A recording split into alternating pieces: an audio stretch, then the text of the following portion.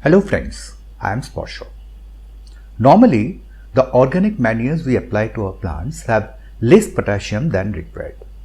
Today in this video, I'll discuss how we can supply the necessary potassium in organic way to our plants.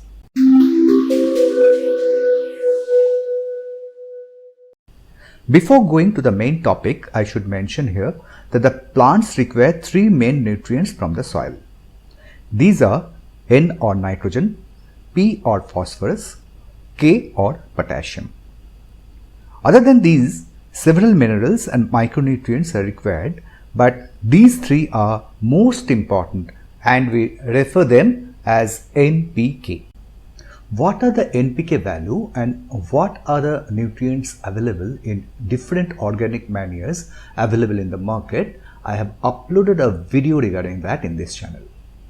If you haven't seen it, it will be better if you see that first. The link you can see in the I button and I'll also put in the description box.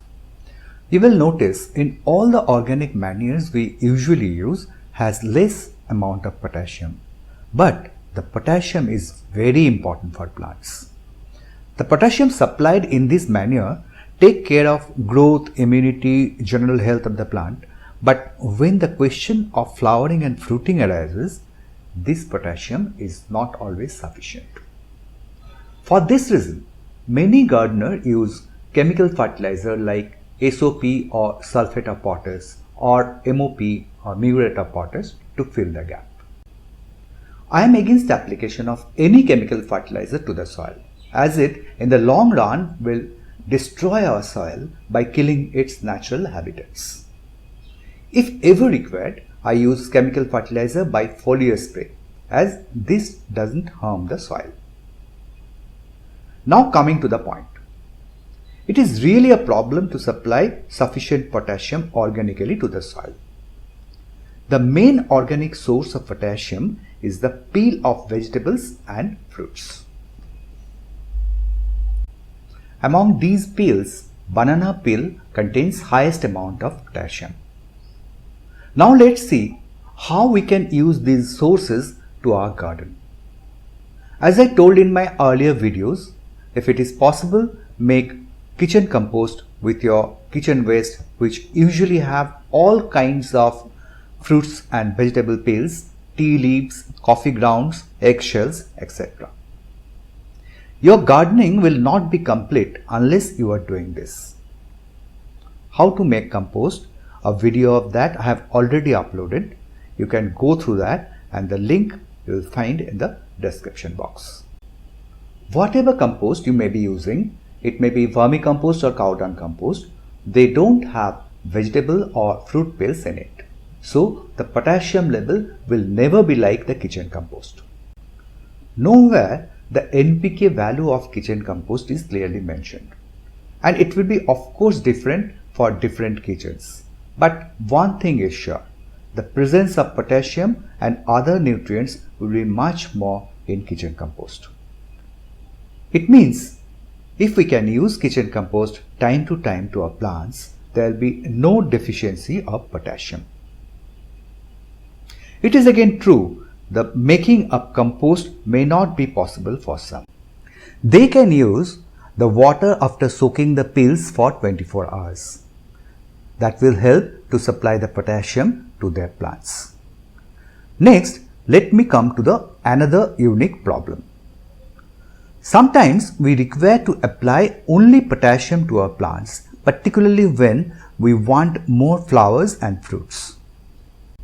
At that time, if we apply kitchen compost, though they are rich in potassium, plants will also receive good amount of nitrogen too along with potassium, which we don't want, as nitrogen will increase the foliage and will consume major energy of the plants.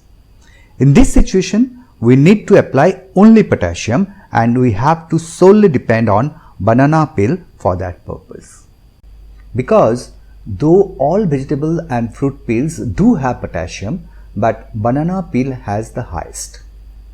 There is some controversy regarding the NPK value of banana peel, but from different articles and from different opinions of gardeners in several forums, one thing is sure, that it is an excellent source of organic potassium.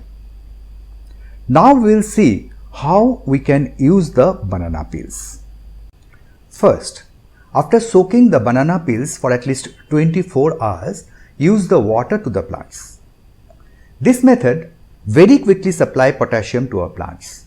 But the problem is, we cannot store this water, and to source banana peels in large amount in one time is an issue. Second, many gardeners make small pieces of the banana peels and apply to the soil. This works in two ways. First, after being soaked in water, they release potassium into the soil, and second, they decompose slowly and become compost and later supply all the nutrients along with potassium. The problem in this method is the raw banana peels attract fungus and other pests. So if we intend to use this in this way, we should plant them deep into the soil and cover them properly with fresh soil. Third, the most practical way is to dry the banana peel in sunlight and grind them in grinder or in other method and store in a airtight container. In this method, we can apply this powder as and when required to any of our plants. Nowadays, some companies are selling this powder in high price, as you can see in the listing of Amazon. If required, we can apply this powder in a dose of 2 tablespoonfuls for each 10 to 12 inch container, and that will replenish the potassium need of the plants. If we use this organic source of potassium, we will not require to use chemical potassium to our plants again. Thank you for watching the video by spending your valuable time. A line of your input regarding the quality of the content or your experience or suggestion will enrich me. Bye for now, and we'll see you again in the next video. Thank you again.